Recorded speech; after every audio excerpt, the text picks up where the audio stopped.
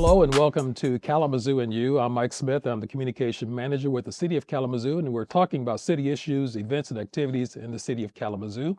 And with us to talk about crime and public safety is Public Safety Chief David Boysen.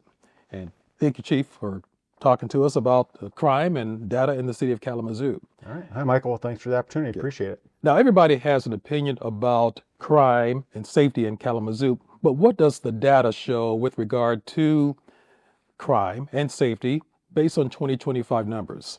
Yeah. So one of the things that I've been chief a little over 3 years now, and one of the things when I took over, I said we really need to make sure we're good at our core mission. And our number one job at Kalamazoo Public Safety is to keep our community safe. And so we really had to refocus on our core mission. And we're very data driven, right? So we want to know if the strategies that we're using, are they effective? Are they not effective? If not, then what do we need to do different? And we're looking at that data on a daily basis and making adjustments to make sure that we're effective. And so a lot of people ask me, if you look at our crime numbers, they're way down. And a lot of people ask, well, what's the cause of that, or what's driving those numbers? And I always say it's not just one thing. It's a lot of strategies that we have in place that we've been working on for many years that they're really bearing fruit. So if you look at our crime numbers, yes, our crime numbers in 2025, when I say our crime numbers, I'm talking about Part 1 violent and property crimes. Those are down from 2024. So they're down year over year, but they're also down over 2 years. And they're also down over 5 years. But more importantly, they're down over 10 years. Because I look at what's really happened across the country. If you look at in 2020, really with the COVID, the pandemic, civil unrest, really crime around the country increased. You had a lot of reasons for that, right? So crime increased greatly in 2021, 22. So a lot of cities are reporting, well, crime is down from those years, and I would hope so, because really those were all-time highs. But we can say it in Kalamazoo, not only are we down from 2020 and 21, 22, 23, but we're down from 2015. So we're down at 10-year lows in those things. So the trend is steadily down year over year. So we're definitely trending in the right direction. Now, we did have the blip in terms of shootings or killings, I should say, perhaps a couple of years ago, 2 or 3 years ago, if that's correct. Or maybe you can talk about that. What changed, or what were the factors behind that blip? Well, like I tell you, what's driving that is 2020, right? During COVID, the pandemic. We had our students in Kalamazoo Public Schools were out of school for 2 years. It was just a lot of the social safety nets that have historically have been there for our youth and families. Those were kind of shut down for a while, and I think you saw the impact on that. So yes, in 2023 in particular, we had a spike in shootings. I think we had 17 gun-related homicides that year. We had 21 overall homicides. We had a couple domestics in there. It was just a really tough year. And you look at where we were in 2025. We finished the year with 7 homicides, which is the lowest number of homicides we've had since 2018. So again, the goal is 0. But 7, I think, is where more in line with historically where we have been prior to the pandemic than what we saw in 2021, 22. Now, you mentioned national crime statistics as well. What are other cities doing? Are you seeing similar results in other cities across the country as well? Not to the extent, and I don't know all the numbers across different cities, but not the extent. If you look at what we released publicly here with our year-end review, really, you're talking significant, not just like 5, 6%. You're talking about 10, 20, 30, 40, 50% increase, or decreases, I'm sorry.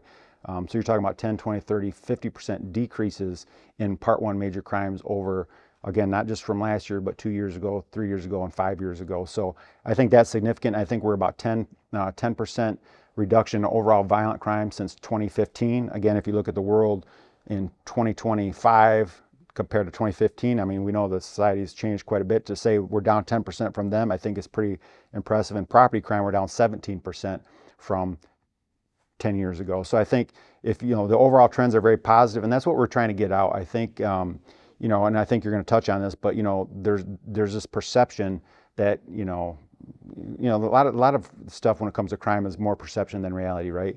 And I think some of that is because I think we do a better job of telling the community what's happening. We're very transparent with our communications. We have like yourself and our public information officer for KDPS do a phenomenal job getting out information to the community, because we want the community to know what's happening.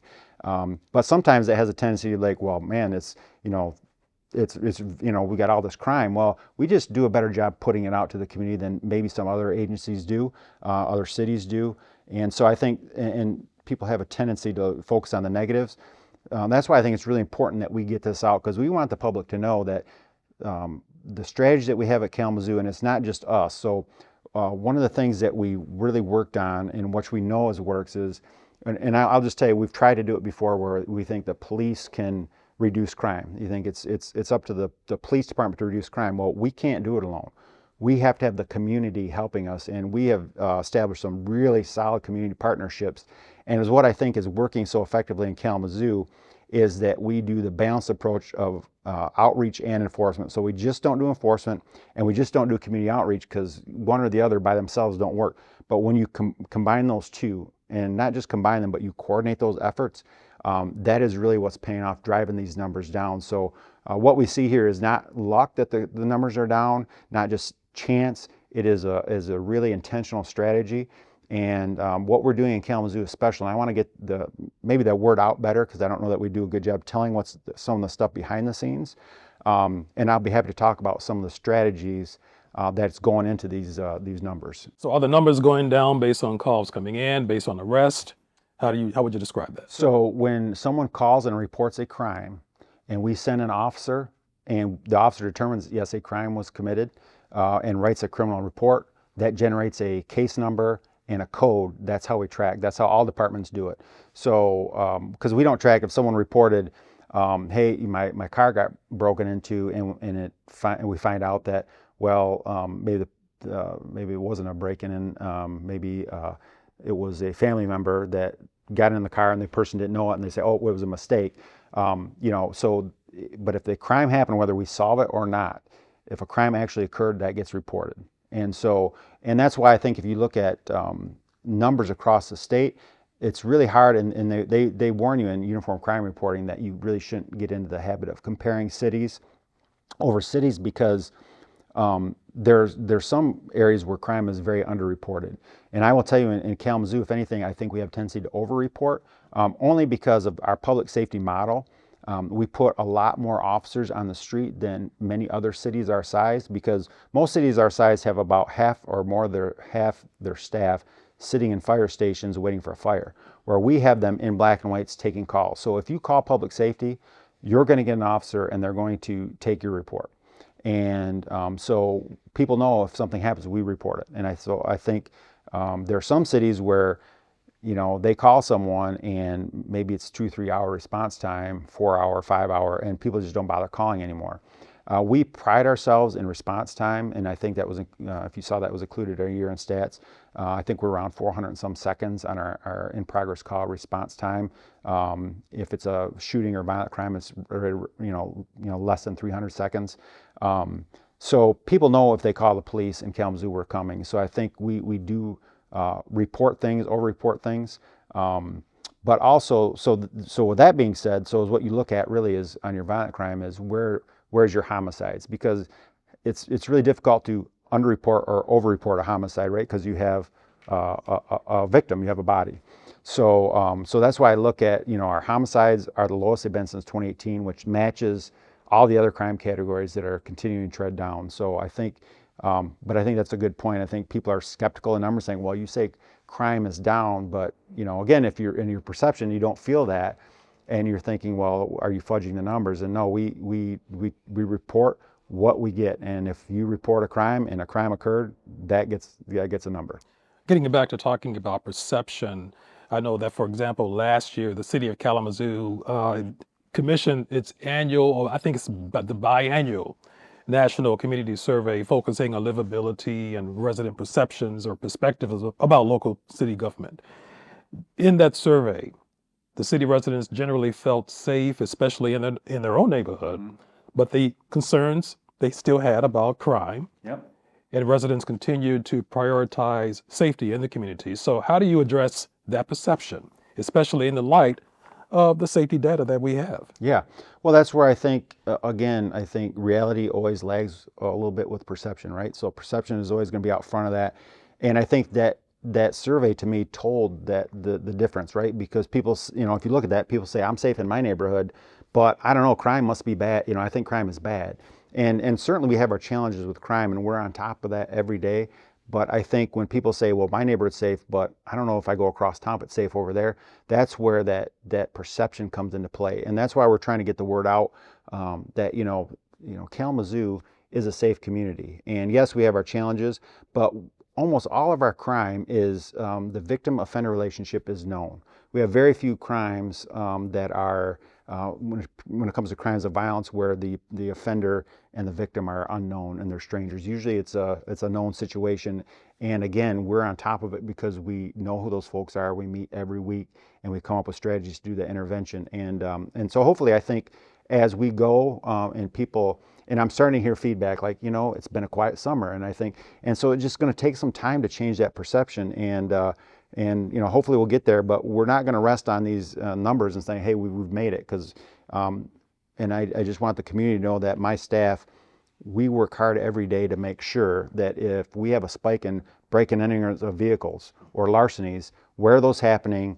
What do we need to do to intervene? Do we need to do extra directed patrols? Do we need to, get out there and is there other interventions that can take place? So to me, it's just staying on top of it, because if you don't stay on top of it, and then you start losing it. And we're going to work hard to make sure we stay on top of that. And you're also utilizing advanced technology. So you can talk about that as well. Yeah, and so I think that's number one thing that we have to really show is that we're effective at our jobs, right? So my message to the community is if you commit a crime in Kalamazoo, it's not if you get caught, it's when, right? That we want that word out. It's like you're going to get caught because we have tools available now. I've been here a little over 30 years. I couldn't even dreamt of some of the tools that we have now to make us more effective. So the big thing is that most folks don't realize that anywhere you go in Kalamazoo, someone has a security camera, whether it's their private residence or a business or public cameras. Usually there's a camera somewhere. And one of the things we wanted to work on is how can we leverage that ability out there to find out what's going on. And so we entered that FUSIS partnership, which is a way to integrate. It's a private-public partnership where we can, through that FUSIS platform, we can send out a message to people that register their cameras. We can't tap into people's private cameras. We can't access it. But if we have a crime in your neighborhood, let's say someone broke into your neighbor's car, we can send a message to that area and that, draw a ring around that area and send a message out saying, hey, we had a car broke into between 1 and 2 a.m. Can you please check your security footage? And if you have something, share it with us. And that allows people to put a direct link into that and share it with us. We don't have to knock on your door and talk to you. You can just drop that video in, and we've solved a lot of crimes that way. It also, we have a lot of our public establishments that are on the FUSIS. They're fully integrated cameras, which means we can go back and see what happened before we got the call. So let's say, we know there's some potential for high crime areas in and around liquor stores. We know that if they're an integrated FUSIS platform, we can rewind that footage before we got the call to see what's happening. We can get the suspect description out to the field with the officers. We can cut that image, put it in the officers' laptops and the cruisers. They can look, there's the suspect. So as what that does is, instead of like maybe the suspect is wearing a black hooded sweatshirt, right? So how many people are wearing a black hooded sweatshirt? But now, instead of a vague description, we have a picture of the suspect. So that allows us to go out there and focus on who's actually causing the problem instead of having to stop 3 or 4 different people that match the description. So that's really effective. We have drones now that we use. That's been a huge piece of this. So we've had some lost children, that we were able to throw that drone up. We've had situations where you've had we had one time where we had someone with some medical emergencies left the home and we couldn't find them, and we were able to put the drone up and locate them quickly. So it's a big help. And the other thing too is what's really helping us is most every crime, there's a vehicle nexus somewhere involved. So most people that are involved in crime will take a vehicle to or from the scene. And having those license plate readers where we're able to get that information. I talked to my captain up in the Detective Bureau. Almost all of our homicides, the majority of those, that license plate reader information has been critical in identifying the suspects that we maybe would not have identified. And I can go on and on. We have Integrated Ballistic Information Network. We are a crime gun intelligence center in the city of Kalamazoo. We partner with the ATF, so the Bureau of Alcohol, Tobacco, and Firearms has a NIBIN machine at KDPS. We're one of only 3 agencies in the state of Michigan. State Police have one, Detroit Police have one, and we have one. But that allows me, if we have a shooting incident and we find a casing at the scene, we can run it through that NIBIN machine, and it's almost like each casing has almost an individual fingerprint type thing, and we can track which gun that casing came from. So if we catch someone with a gun and we can test fire that gun and we can match it to casings we found at other shooting scenes, that's huge information. So, and if you look at our assaults with firearms and shots fired, they're steadily decreasing, and we're at least 5-year lows in those areas. That's because if someone does choose to pick up a gun, we're going to solve those crimes, and we're going to hold people accountable. So it's really all that technology coming together is really the key to this. Well, let's talk about the activity in the community. You just mentioned that as well. So talk about the works like you have, for example, the community service team. You have PAL, you have pastors on patrol. So talk about some of those efforts in the community that you're doing as well. Yeah, again, it's the balanced approach, right? It can't just be us. We have to have community partners standing alongside of us doing this work. And so it's kind of how this works is, and this is why I think you've seen these sustained reductions is, so once a week, every Tuesday, we have a crime reduction meeting, okay? And that's law enforcement only in those meetings. That's all divisions within Kalamazoo Public Safety. That's our area law enforcement partners, both local, state, and federal partners. And we share information on who is most at risk, who's driving the crime, because we know a small number of people drive the majority of our crimes. And so we focus on that small number of people, and we know who they are.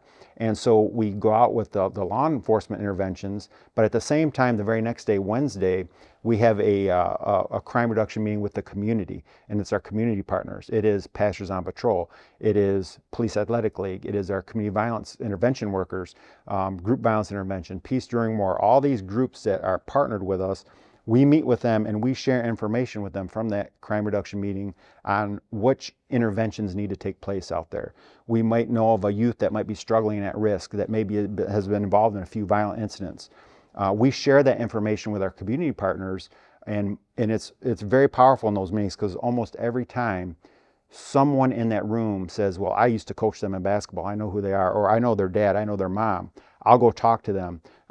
They do these interventions and mediations behind the scenes that my officers might not even see that happening, but that is taking place behind the scenes. And as what we're doing is we're really bringing back that informal social control to the equation too. Law enforcement, police, criminal justice, locking people up, that's formal social control, right? You hope that people don't want to do bad things because they don't want to go to jail. We know that can only work so much, right? What's more effective is that informal social control where I don't want to disappoint my mom or my grandma or my dad or my neighbor. And so when you have those folks talking to you and say, hey, what's going on? You need to stop, knock this off, or, there's other things out there than just engaging in this lifestyle. And that, to me, where those two things are working well. And I don't think there's really any other departments really in the state that is working so closely with community violence intervention partners and really bringing them into the fold as a partner than what we're doing here in Kalamazoo. And I think that's paying off. Community service team. Yeah. Talk about their effectiveness and what they do. Yeah, so we started that a couple years ago, and we just expanded it last year. And what that is, the community service team is we recognize that we were having a lot of repeat calls for service dealing with our on-house population. And just an officer going to take a report or dealing with a situation and going on to the next call, because our officers are busy, right? Our patrol officers, on average, on a daily basis, they respond to about 400 calls for service a day. So they don't have a lot of time to do a lot of follow-up on some of these things. So we developed this community service team as kind of our homeless outreach team. And it started with a sergeant and an officer, and we expanded to 2 additional officers last year. And it's what they can do is really help hopefully find some solutions to some of these repeat calls for service.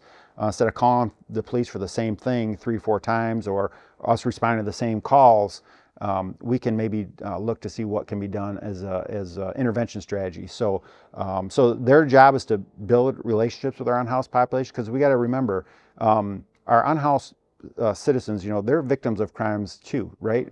Most of the times, many homeless individuals prey on other homeless individuals to commit crimes. So we're trying to protect that population as well, but we're also trying to make sure that the help is available for them and they're getting connected with the right services. Because one thing we know in Kalamazoo, there's a lot of resources and services, but people aren't necessarily connected to them, or they're not getting connected. So one of the things we started doing is we have a partnership meeting every month, and that takes place here at Public Safety, where all of the community partners that work with the unhoused population will meet here in this building at headquarters once a month to discuss what's happening, where the gaps are, who's slipping through the cracks, and because again, there's a lot of people doing good work, but the coordination was very poor. So we're hoping, we're helping to fix that. And so hopefully folks are seeing that an improvement in the number of repeat calls for service and the number of folks out there that are not getting the help that they need. But we do know that there's some of our individuals out there are resistant to services, and they're choosing not to get services. So we also have to make sure that the community is safe, and those individuals are following our laws and ordinances just like anyone else. So that team works closely with them. They get to know who they are, and it's been a really huge benefit for I believe the city, and it's helped our staff with these repeat calls for service. Great. Amazing work that you're doing throughout the community, and technology and all that as well. But you're also in a recruitment phase. Yes. For public safety officers as well. So talk about that campaign as well. Yeah, thank you, Michael, because we need good people that want to do this job. This is tough work, it's difficult work, but it's critically important work. And it's critically important that we have the right people that can do this work. We have to have we're hiring people with the heart of a servant, right? We can teach the skills to do the job, right? We can teach you how to drive, in pursuit driving and physical tactics and firearms. We can't train the heart, and we need to find people with a good heart that want to serve. And so if you know someone that really wants to make a difference in their community, give us a call, because I always say there's a lot of things, a lot of jobs you can have. There are a lot of things you can do to make money, but how many jobs can you say really make a difference? And I think the work we do at Public Safety is making a huge difference in our community, and we need some more people. So in closing, what are the key messages you want to get to the public and let the public know about the work and the dedication of a public safety officer in the city of Kalamazoo? Yeah, I just really want to thank the community for all their support, and they've been very supportive of everything we've done here at Public Safety, and myself included. And just to let them know that we have a great team at Public Safety. Like I said, I've been here for a little over 30 years, and I've never seen such a cohesive senior staff that really works well together. So we've got good people here that work hard every day to keep this community safe. And really, our goal is we want to be viewed as a partner in reducing crime. We don't want to be viewed as the enemy. So we are a partner to the community, and we want to help the community thrive and be safe. And we're really working hard to change that perception that Kalamazoo is not a safe place, because we're trending in the right direction on all these things. But again, we can't do it alone. So the message is, keep working with us, and we're here and available. And I think transparency is the key. We have a transparency page. If you have any questions about public safety, go to Kalamazoo Public Safety Transparency. It's online. If you have any questions, don't hesitate to reach out to me or Michael or whoever at the city. And we're definitely excited for the work ahead in 2026, and a lot of good things happening in Kalamazoo. Okay, well, that ends our segment. Thank you, Chief Boysen, for talking about crime and safety in the city of Kalamazoo, and thank you again. All right, thank you, Michael. Appreciate it. And that ends our segment, and we'll see you next time.